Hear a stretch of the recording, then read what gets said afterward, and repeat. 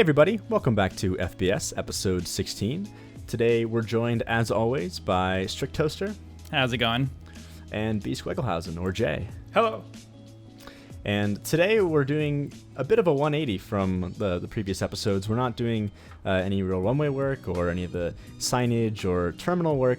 This time we are working on the interior loop of the airport, and really just like the final goal was just to get this whole interior area done, because we've had this empty space for like 15 episodes now, and I know we always talk about this, like trying to get cinematic shots. It's really annoying because there's just like this big empty area that's not done yet, and I wanted to get this done. And also I wanted to do some foliage work because it's been a while since I've gotten to work in a non-snowfall map and put down some foliage. So I definitely wanted to take advantage of this one and do some of that. So I tried to get some inspiration from what you guys had done in the past. I know, Strict Toaster, you worked a lot on what terminal is that? It's the one with like the executive little terminal, like pickup drop-off lane. 3.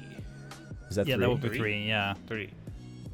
Okay, I think that's, what's funny is that we can just say random numbers and it will probably and be nobody right. will ever, no one will ever verify this. It's the back terminal for anyone who's wondering. It's the one in the very back with like the kind of orangish sort of tone to it. But yeah, that's there's all. Oh, that's there's all. The orange one is that 4. Okay, I thought it was 4 because 3 is the one that I was working on. Like 2. That's what I said. It's totally not 3. It's 4. Oh, okay. That's what you said.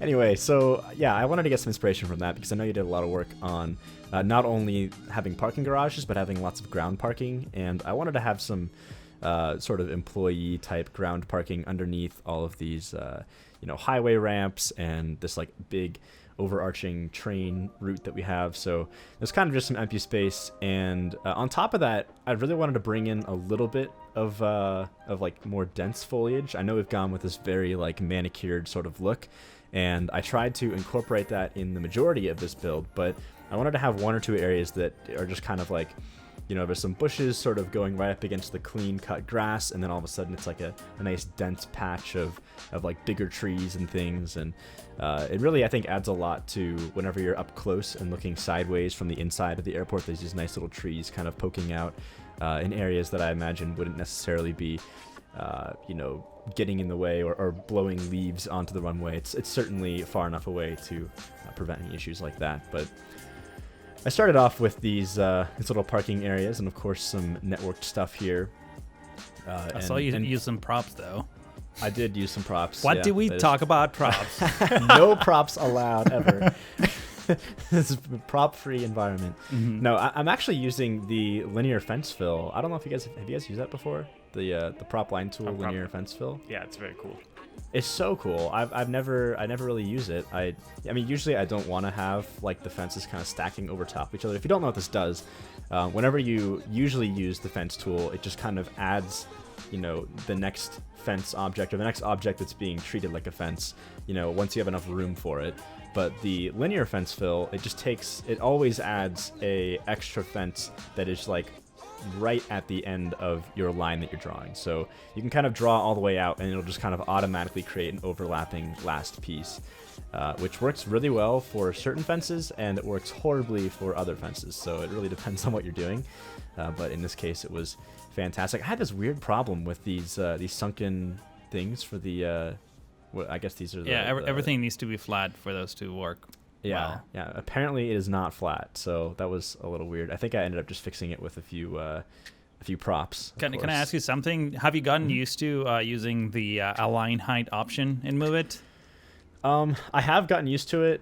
Sometimes I forget about it because I usually use it whenever I'm doing like layered kind of builds where there's like other larger, like if you have a bunch of stuff placed on top of like a ploppable surface or something, then I'll use it a lot more. But I don't use it as much on the ground level, which I really should, because that's certainly useful. I don't know. Have you guys used it that much? I mean, I don't know if we had to use it much. Are you kidding me? I could have not done the previous episode without that. Oh, okay. Yeah, it's like I use that. It's probably the thing that I use the most in Move It. Did you do that for the segments, like the segment nodes? Is that what you were doing? Yeah, for the most part, yeah. And props. I don't know, Jay, what you use it for. Yep, everything. I aligned heights for buildings to props to segments, like literally one of the last things I did with the entire maintenance area was select the whole damn thing and align heights. Oh wow. Yeah. You're missing out, Flux.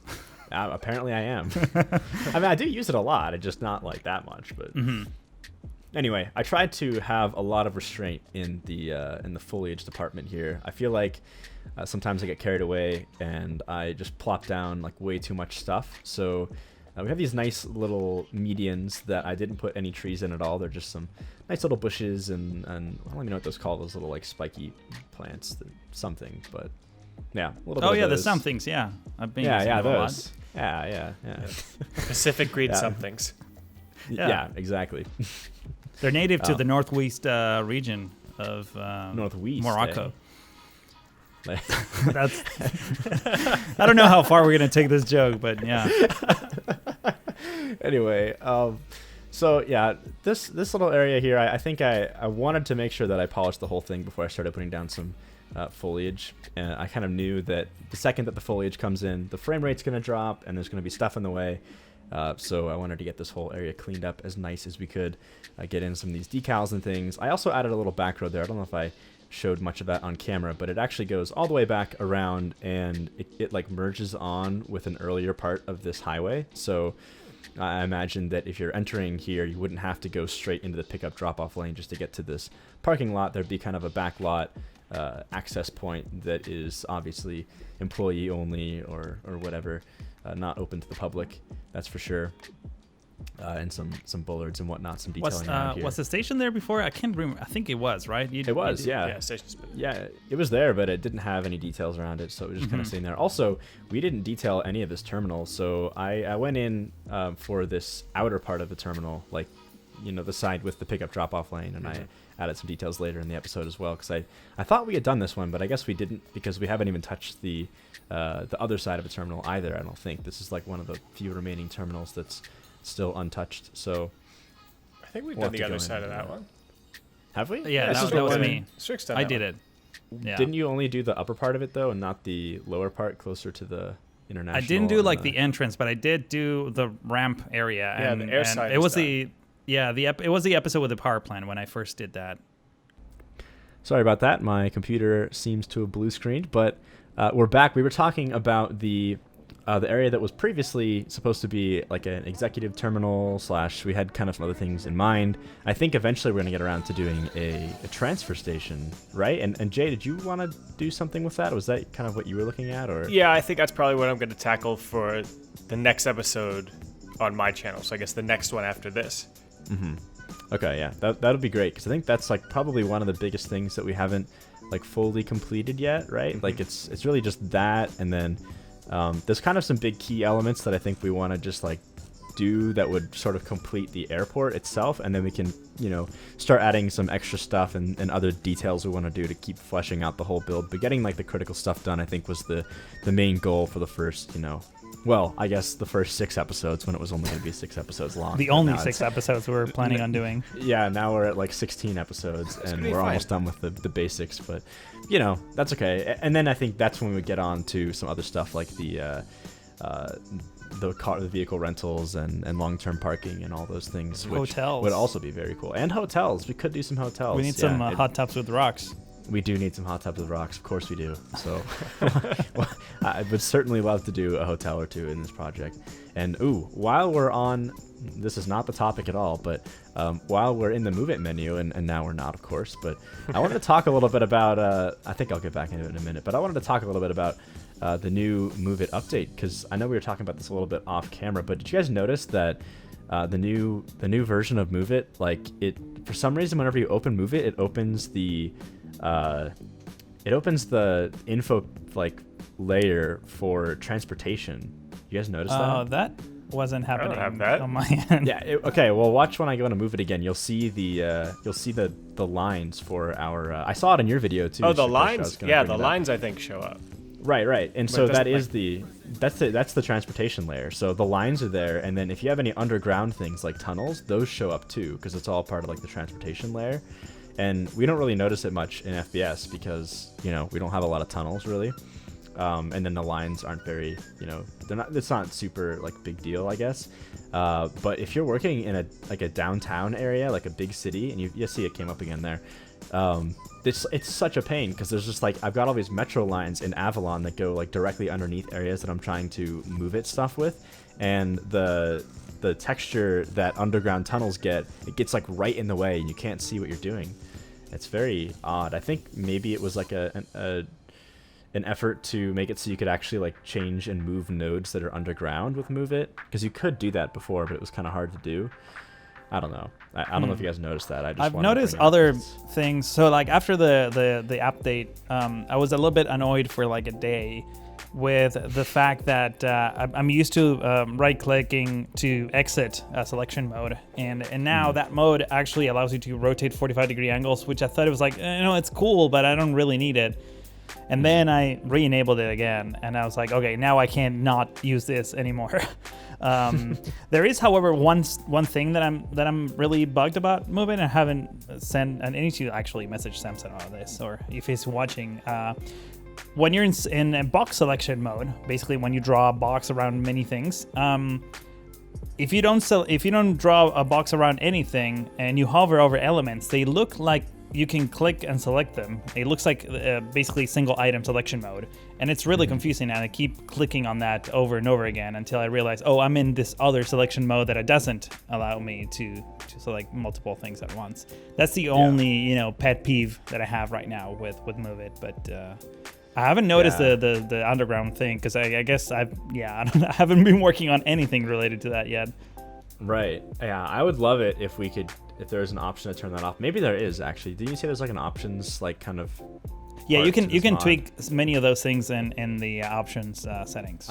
Yeah, maybe I should look at that before I complain, because I'm sure there's a setting to change that. But it is very difficult to work in like a very dense urban area if you've got all these underground tunnels, because they just all pop up like all over the place, and they're really like the textures are really not that translucent. Like they're pretty opaque, so it's really hard to see what you're doing. I would imagine that in Avalon. Sorry to totally change to have subjects and talk about different things, but I imagine that selecting anything in Avalon is probably a huge pain. Very difficult. Yes. and actually though, I do really appreciate some of the new features from Move It for that reason. Obviously, like Marquee Select's been around for a while, but that has been like absolutely incredible. And the fact that you can actually, I don't know if this was always a thing, but you can. It seems like if you turn the Marquee Select tool on and then you like go down just to props and nothing else, or you go to like decals and nothing else, you can actually like visually see that you're only selecting those types. And it's really, really, really useful for working in like super dense areas. So unfortunately, the extra filters mod is broken currently. That allows you to select either probable asphalt or just decals or props and whatnot. Oh, I don't think I even had that mod. Do we have it in FBS? It was because I remember when I got the save in the previous episode after the Park Life update, I had to Jay and I spent like a good chunk of time figuring out which one was breaking everything, and it turns out it was that one. It's extra filters, yeah. Huh. Okay. The other one that's broken that's really like I really want somebody to fix this is the what is it? The zoom or extended zoom continued, I think is what it's called. Easy C. You guys know that mod? It's the one that lets you like zoom all the way out, and then I think it also has like some first person capabilities. But the real reason why this mod is so important is it actually gives you control over the depth of field amount in game. So there's hotkeys like Control F and Control G, and they increase or decrease the FOV. It adds like an FOV, or not FOV, cinematic camera for that. No.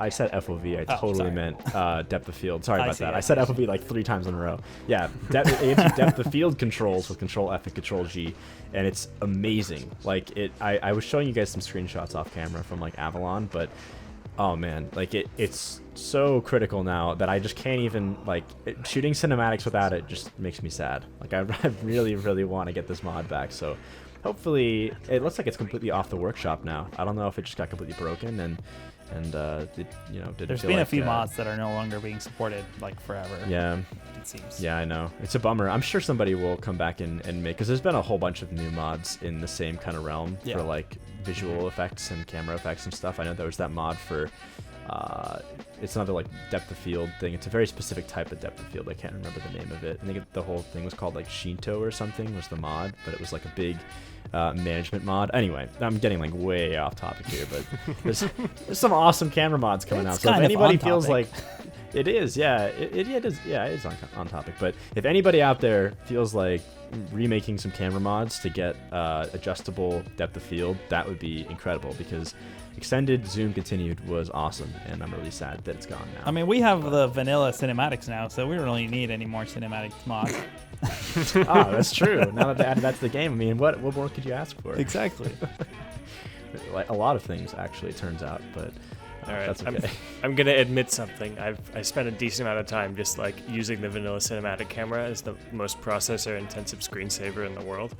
Oh my god. A few days ago. It's kind of nice. It is nice, but the problem is the frame rate. Yeah, we don't really. Or when he picks like a pedestrian and you can see like all the 90-degree turns, and that's a little bit crazy, but a little jarring. Yeah. By the way, can we talk about what you're doing on the screen? It looks pretty insane. I love how this is looking, man. This is crazy. This is the first time I see this, by the way. I'm like literally reacting to this. Strict toaster reacts. Exactly. Yeah. Yeah. This is what I was talking about earlier. So I know that you said that you tried to go with what I did whenever you did the terminal over there, and this is me trying to go off of what you tried to go off of what I did. So hang on, let me make sure I have that straight. It's the second layer. Write it down, because it's gonna, it's gonna get complicated real quick. It's like that game of telephone. Yeah. No, I really enjoyed the sort of the way that you use like these white flowers, and then you use the leafy greens as like a little barrier with some other details kind of in between. So I tried to use that as like a barrier between this and like the wild kind of more untamed parts. So I'll have these like rough looking bushes and trees and things kind of interwoven between the highways and everything, and then I'll use some nice lines of like denser, more clean cut bushes to sort of delineate and then get back to the manicured grass, which I think I struck a pretty good balance here. I was a little nervous that I would go too crazy with the wild more untamed stuff, but I also noticed that in a lot of airports, even though there's lots of like very manicured nice areas in the inner parts, especially like next to the roads, there's usually some areas that are sort of further away from where you're going to be like seeing them, so they're just going to kind of allow them to be their own kind of dense, more unmanaged parts of the foliage. Were you using or at least looking at a specific airport or airports when you came up with this, just for inspiration? I didn't actually do that this time. The one that I was looking at a little bit was it's the one that the Jay always talks about. SFO? No, not SFO. JFK? JFK, there you go. I had like Jefferson in my head, I don't know why. Yeah. Jefferson Kennedy. Yeah, there you go. That's the one. Yeah, I looked at JFK a little bit, mostly because of all the crazy highways, and I do have some sort of foliage stuff in the middle there. So, oh yeah, I completely forgot about this. So we're pretty much done actually with that area. I think I completely finished it, even though we didn't talk about it much. It wasn't much to talk about. It was a big milestone. We finished the inner ring. Holy crap! We did. I know. Look at that. Yeah. Boom. And there's still some things here and there. Like this is what we're doing right now. Is just kind of tweaking some of the last minute areas that I felt like were sort of between terminals that just like needed some attention that we hadn't really gotten to, and they weren't really a part of like a larger build, so I just wanted to go in and kind of do it myself. So I guess to be like fully done, we'll want to do this in other areas as well, but I tried to cover most of the areas between Terminal 3 and Terminal 1, so it was just these kind of under the rail areas that sort of don't have anything else going on, so I just filled it with some extra supplies, extra vehicles, and all that stuff. I will show off, of course, not only these areas, but definitely most of the inner detailed and finished off foliage area in the inner ring in the cinematics. I know that I kind of glossed over that a bit in this episode, but it was a lot of the same techniques from previous episodes, so I think that our conversations about that's really blinking mods was nice. I know. I kind of love this, actually. I figured out, I didn't know that those actually are animated, but I kind of love it. It just I mean, they're solar, right? So I guess they turn themselves on. Yeah, but yeah. Or some of them are, at least. Yeah. They're not going to be battery powered because they got to be out there for a long time, and they got to blink. So yeah, I don't know. I thought that was kind of a fun little like cluster. Is that something that you added to the collection? Because I don't remember seeing those. I kind of want to use them in other places now. Yeah. They're I didn't add them. You did actually. Oh, Yeah, okay. They're part of the signs, signs extended or like American signs or whatever pack that has like all the little. Wait, what is it possible signs. that maybe that was recently like possible after an update of the game or something like that? Yeah, maybe he updated the collection to have some extra stuff in it. I'm not quite sure. But they look really great. Yeah, I also do. just love the look of those like construction, arrow signs. Mm-hmm. Even though I imagine they probably only reel those out whenever there's usually construction going on in airports and some location. So it kind of makes sense. I actually use those somewhere on the freeways. Oh yeah? Yeah, there was like a maintenance kind of area, and I put one of those diverting traffic near Terminal really 3, I think, now. Oh, cool. now that we've established which one is which, yeah. That's good. Okay, well, seeing as we're now getting pretty close to the end of the episode, we're going to have to wrap this one up, and I'll pass the save on over to Jay for the next episode. Woohoo. And I think you said you were going to work. Are you actually going to work on the train area over there, or are you still kind of thinking about probably. I think I'm probably going to work on the train area. We're going to go spend a little bit of time back at the maintenance area. And I've got some signage too, which I've been finally taking off my to-do list. Awesome. All right. Well, that'll be awesome. So make sure to subscribe over at B. Swigglehausen's channel and also Strict Toaster's channel if you haven't already, so you can catch all the latest episodes. And I think that's about it. So I hope you all enjoyed this one. And as always, thanks for watching, and we'll see you next time.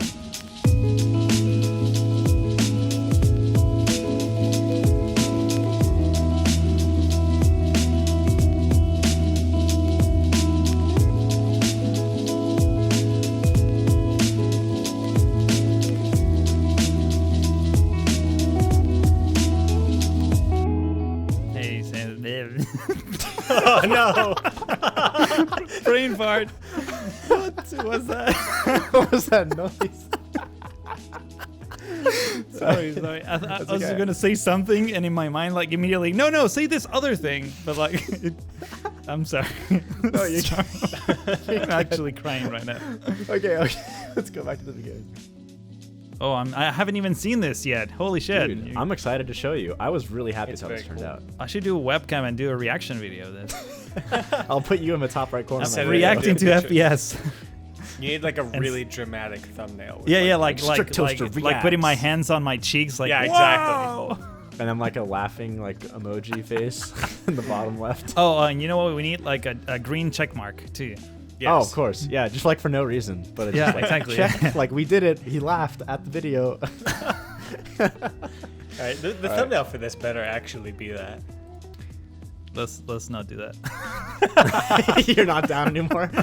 Suddenly, like this is getting real. It's like, oh, maybe. This Wait, hang on a minute. I'll just screen grab like something from your vlog, and then I'll just like put the laughing emoji over your face. That way, it's like. But the thing is that needs to go with like a caption that says like Strict Toaster reacts to FBS, like something done. You won't believe what happened. And just fill the video with ads, just one after the other. God, like not even like we're not even sponsored, but I'll just randomly put in product placement. Casper mattresses and MeUndies. MeUndies. I've never seen a Me. I mean, I've seen them like in billboards, but not on a video. IBM even, but no, not MeUndies. Or Blue Apron. All these smart guy Blue Apron podcasts. No, Reply All has like HP ads, like which is crazy. All my and stupid IBM. ding dong podcasts are advertising underwear. Yeah, Strict Toast over here listening to just some real podcasts. Very professional. Okay, we should really start this. Something like I'm way more annoyed than I actually are. All right, you guys ready? You guys Yeah. focus on the video. Yeah.